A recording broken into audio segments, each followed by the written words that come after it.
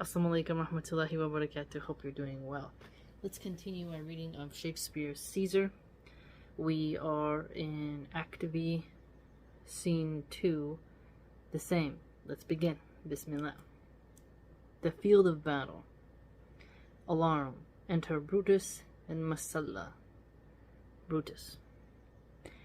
Ride, ride, Masalla, ride and give these bills unto the legions on the other side. Let them set on at once, for I perceive what cold demeanor in Octavius's wing, and sudden push gives them the overthrow. Ride, ride, Masala, let them all come down. Loud alarum, Exon. Scene 3. Another part of the field. Alarum. Enter Cassius and Titinius. Cassius. Oh, look, Titinius, look, the villains fly. Myself have to mine own turned enemy. This ensign here of mine was turning back. I slew the coward and did take it from him. Titinius. Oh, Cassius, Brutus gave the word too early, who, having some advantage on Octavius, took it too eagerly. His soldiers fell to spoil, whilst we, by Antony, are all enclosed. So here, he took an opportunity too early, so he should have waited a little bit longer. His soldiers failed to spoil. That one is unique because it's an intense way to describe corpses on the field under the sun. Alright, getting stinky and mushy. Antony are all enclosed, so they're surrounded. Enter Pindarus. Pindarus. Fly further off, my lord, fly further off. Nor Antony is in your tents, my lord. Fly therefore, noble Cassius, fly far off. Cassius. This hill is far enough. Look, look, Titinius. Are those my tents, where I perceive the fire? Titinius. They are, my lord. Cassius. Titinius, if thou lovest me, mount thou my horse, and hide thy spurs in him, till he have brought thee up to yonder troops. And here again, that I may rest assured whether yon troops are friend or enemy. So to take his horse and go see if those troops over there are their own or of Octavius and Antony. Titinius. I will be here again, even with a thought. Exit. Cassius. Go, Pindarus, get higher on that hill. My sight was ever thick. Regard Titinius, and tell me what thou knowest about the field. Pindarus ascends the hill. This day, I breathe first time is to come round, and where I did begin, there shall I end. My life is run his compass. Sirrah, what news? Pindarus above.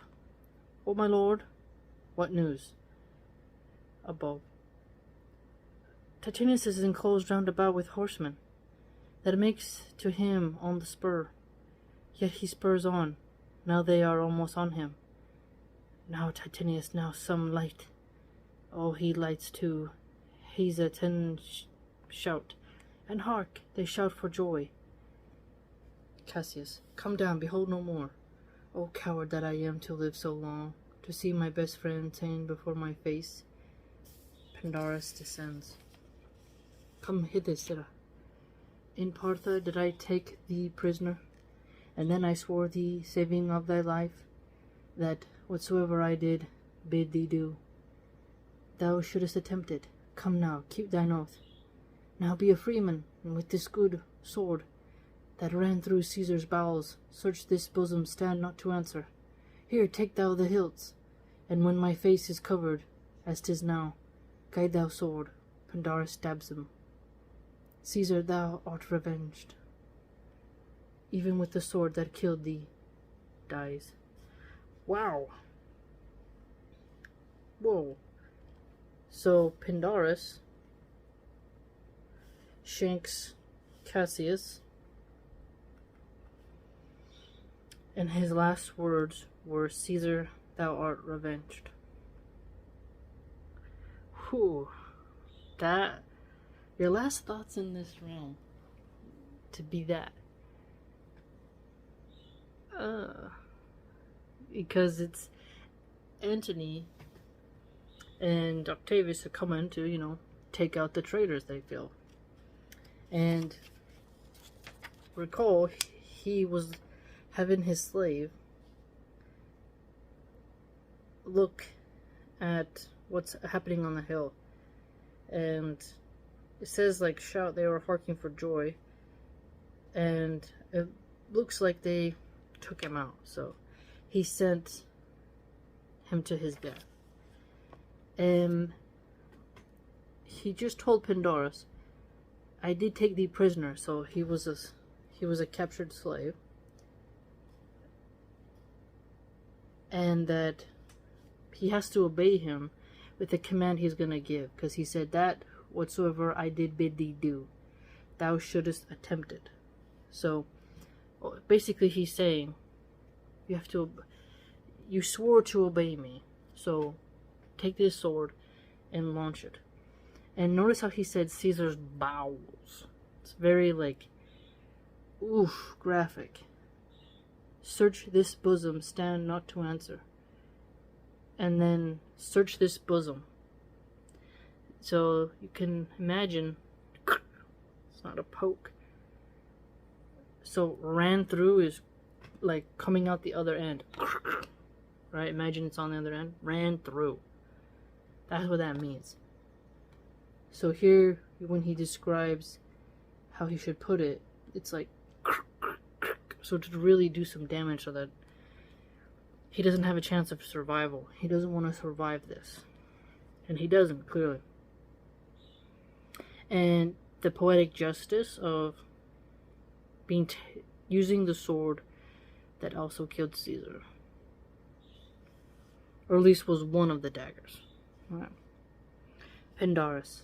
So I am free, yet would not so have been, durst I have done my will, O Cassius. For from this country Pandarus shall run, where never Roman shall take note of him. Exit. So, the nice thing is, he freed his slave, Pandarus, and he says here, so I am free, yet would not so have been, durst I have done my will. So, getting free at the expense of taking out your master.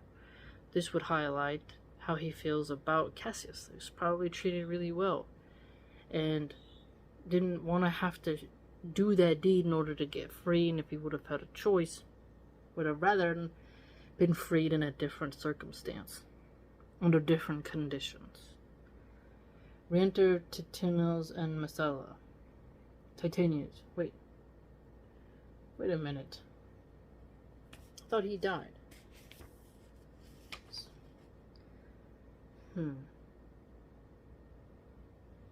It's not clear. Now they are almost on him. So, did he flee? Let's see. Messala.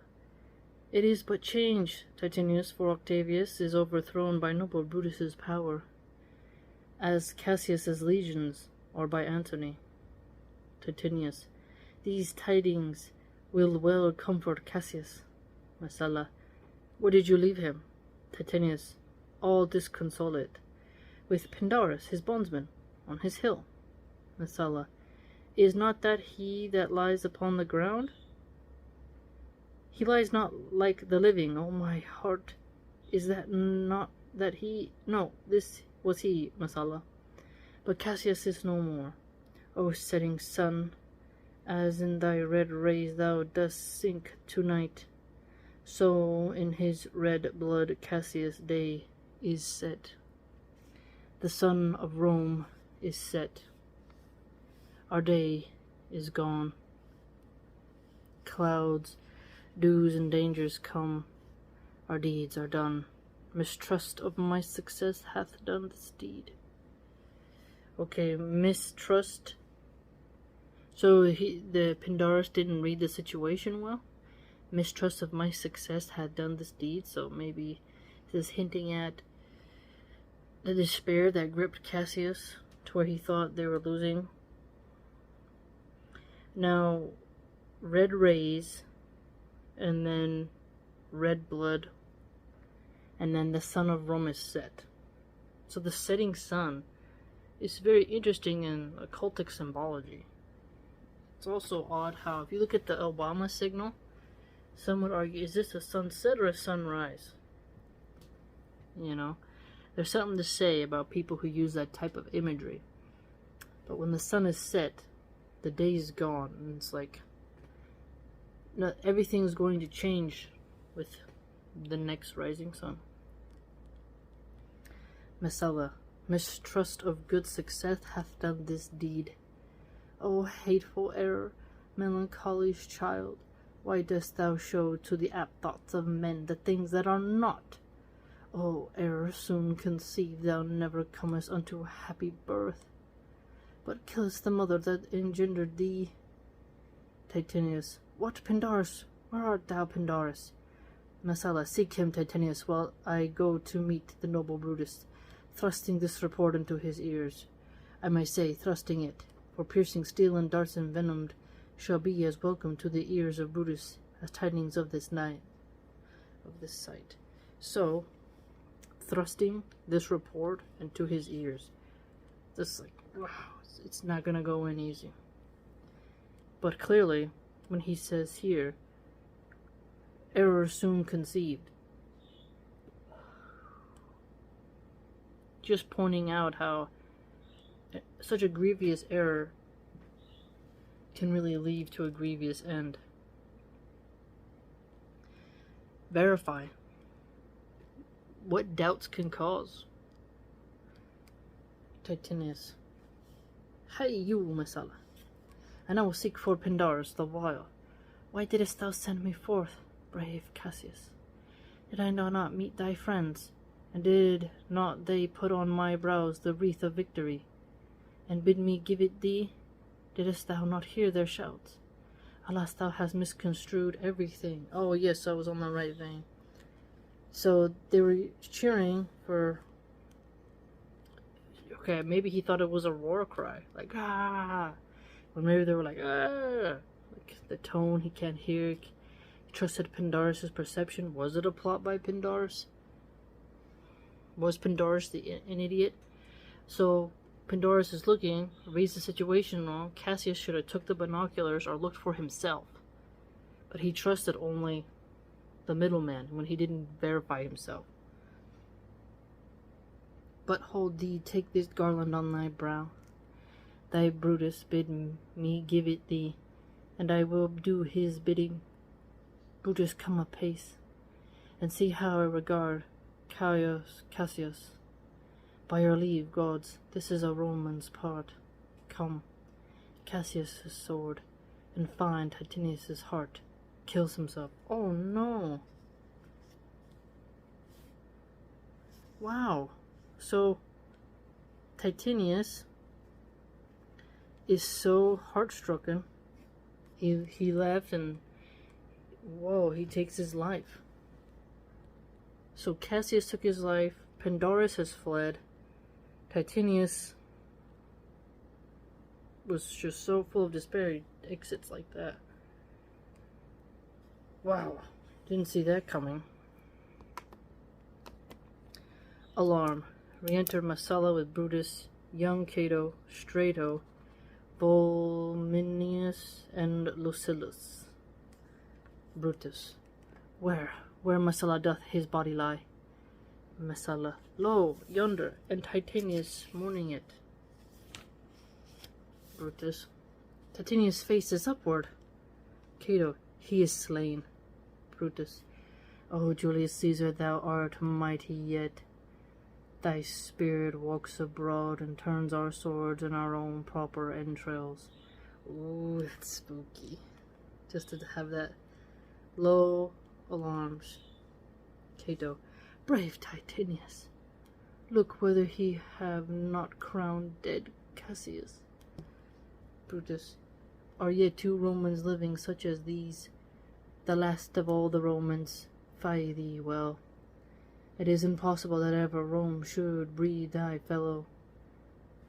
So you can see how they regard their sort of their nationalism, their patriotism, their values. Friends, I owe more tears to this dead man than you shall see me pay. I shall find time, Cassius, I shall find time. Come, therefore, and to Thasos send his body. His funeral shall not be in our camp, lest it discomfort us. Lucilius, come, and come, young Cato. Let us to the field. Labeo and Flavius, set our battles on. 'Tis 3 o'clock, and Romans ye airy night. We shall try fortunate in a second fight. Exit. Okay, so with Thasos, it appears here there's a note that it was an island and city in the northern part of the Aegean Sea, about 30 miles south of the battlefield of Philippi. Oh, so they're gonna send his body out, not in their camp, and having it roaming there. But you can see Cato, young Cato, is deeply moved. Scene IV, another part of the field.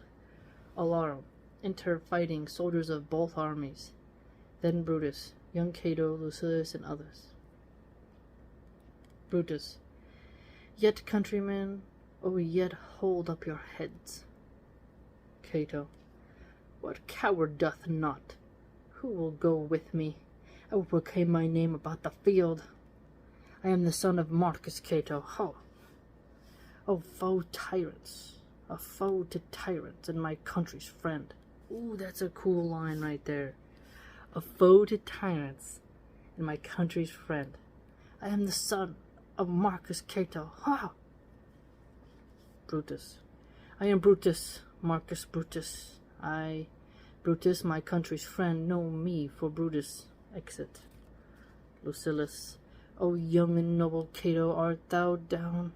Why, now thou diest, as bravely as Titinius, and mayest be honored, being Cato's son. First soldier. Yield, or thou diest. Lucilius. Only I yield to die. There is so much that thou wilt kill me straight. That is cool. Yield, or thou diest. I only yield to die. Offering money. Kill Brutus and be honored in his death.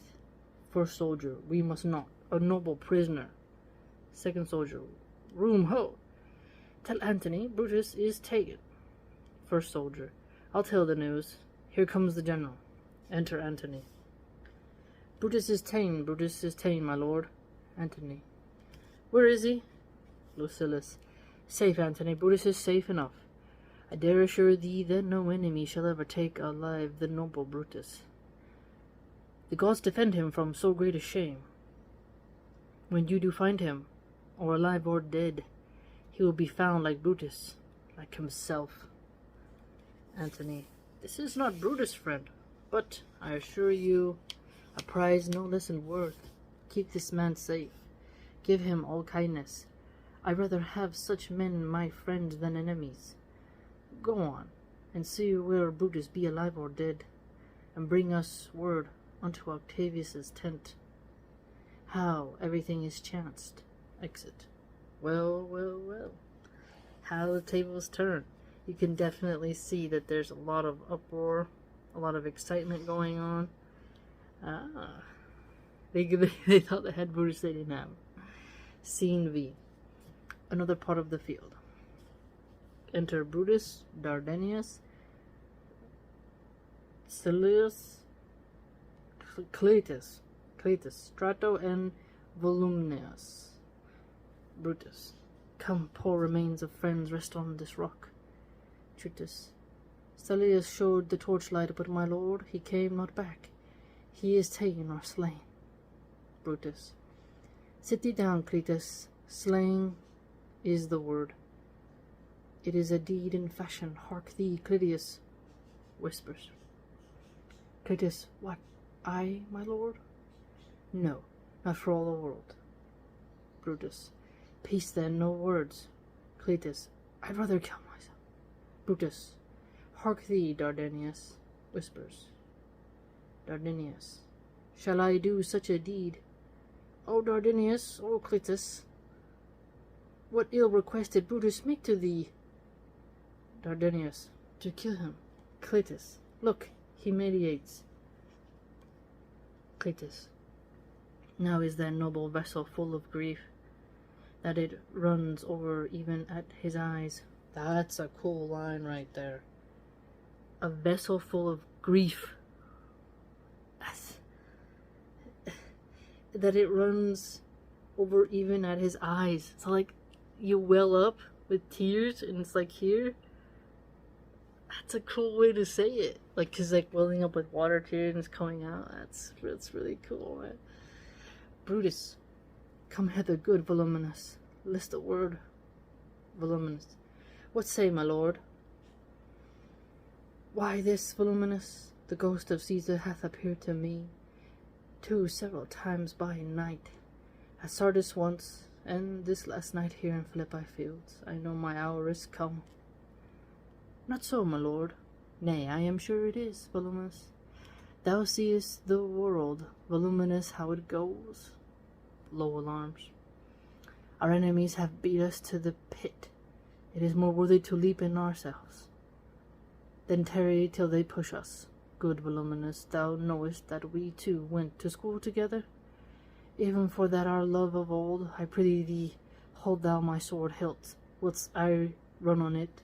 So you can see here that the Roman fashion of executing yourself before your enemy does, that type of method of unaliving yourself, we'll say it, it's not permissible in Islam, but you can see in the Roman fashion this is happening, and Shakespeare is encapsulating this, that it shows you that used to be something that was seen as noble, right?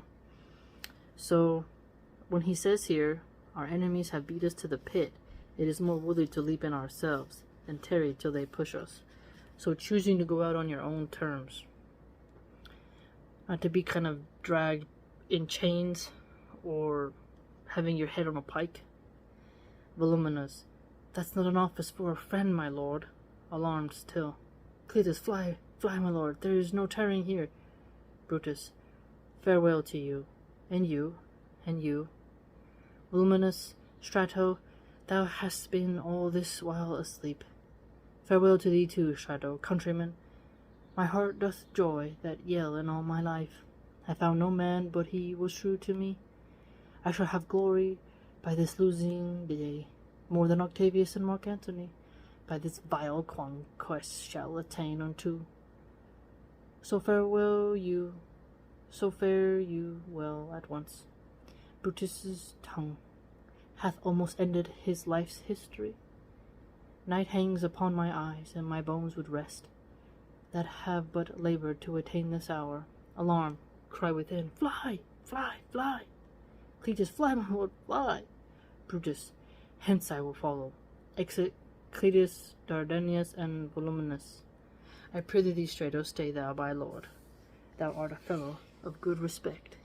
Thy life hath had some smatch of honour in it. Hold then my sword, and turn it away thy face, while I do run upon it. Wilt thou, Strato? Strato, give me your hand first. Fare you well, my lord. Brutus, farewell, good Strato. Runs on his sword. Caesar, now be still. I killed not thee with half so good a will. Dies. Wow. Brutus is gone. Cassius asked the slave to take him out. Strato was asked by Brutus to take him out. The young Cato is the son of Cato. It is said that Cato did run upon his own sword. That's what they call it. Alarum, retreat. Enter Octavius and Antony, Messala, Lucius, and the army. Octavius, what man is that? Messala, my master's man, Strato. Where is thy master? Strato, free from the bondage you are in, Messala. The conquerors can but make a fire of him, for Brutus only overcame himself. and no man else hath honor by his death. Do you see? No man else hath honor by his death. So whoever was going to take out Brutus was going to live in infamy. It was so Brutus decided to deny his opponent that honor. Lucilius. So Brutus should be found. I thank thee, Brutus, that thou hast proved Lucilius' saying true. Octavius. All that serve Brutus, I will entertain them. Fellow, wilt thou bestow thy time with me? Strato. Ay, if Messala will prefer me to you. Octavius. Do so, Messala. Messala. How died my master, Strato? Strato. I held the sword, and he did run on it. Messala. Octavius, then take him to follow thee. That did the latest service to my master. Antony. This was the noblest Roman of them all the conspirators, save only he did that they did in envy of great Caesar. He only, in general honest thought, and common good to all, made one of them. His life was gentle, and the elements so mixed in him that nature might stand up and say to all the world, this was a man. That's powerful. Antony, even though he loved Caesar, admitted that what Brutus did, he thought he was doing it for the common good and not out of envy, whereas he felt the others were doing it out of envy, to bring down the mighty lion, whereas Brutus felt like he was preserving the republic. Intentions matter. Octavius. According to his virtue, let us use him with all respect and rites of burial. Within my tent his bones tonight shall lie, most like a soldier, ordered, honorably. So call the field to rest, and let's away to part the glories of this happy day. Exit. Alright, we finished it. We did it. Yeah, subhanallah. Oh, what a great ending. Octavius honored the corpse of Brutus. He's going to be displayed as a soldier. He's not going to be mutilated, right? Or, hung up for crows, which I wouldn't mind that either, but I'm just describing what they did. But he did describe the victory as a happy day. They won. And Antony and Octavius both had compliments for Brutus in the end, in a sense. Octavius will honor him in a way with a proper burial that befits a Roman dignitary, and Antony saw the truest nature of Brutus. So, bit of a vindication for Brutus. Humanizes him in a sense, think about it. Right? So that's what's clever about this play. You can see how the slave and master relationship, is unique. This was a great read, I must say. We learned different phrases. I mean, Cassius was a pretty cool character, I must say. You felt like he was more of the sinister villain, whereas Brutus came off as like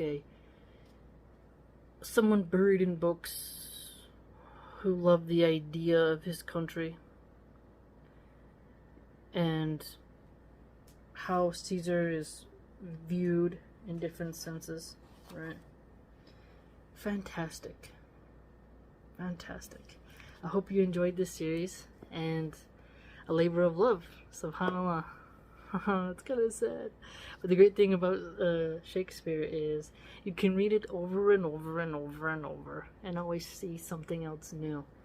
I know I like listening to Macbeth a lot, and so my journey continues. I want to read I've read quite a lot. I don't have too many left, but I've to read every single Shakespearean play, but to also have it on the channel, right? So even though I read like King Lear, Much Ado About Nothing, and stuff like that, I haven't put it on the channel. So that'll be the next journey, inshallah, in the future, when we break down more books. But alhamdulillah, thanks for sticking around. I took a class on Shakespeare. I like Shakespeare, and it does help you become better at reading, okay? And once you grasp that level of English, that style of English, you can appreciate Shakespeare more, I'd argue. Don't read the stuff that's like Shakespeare written in modern English. It takes away the flair. It just takes it away. Instead, level up, I'd argue. And if you'd like to join my blog and support my content, you can do so via going to my page, which is www.subscribestar.com/Milahan Archive. Hope to see you there.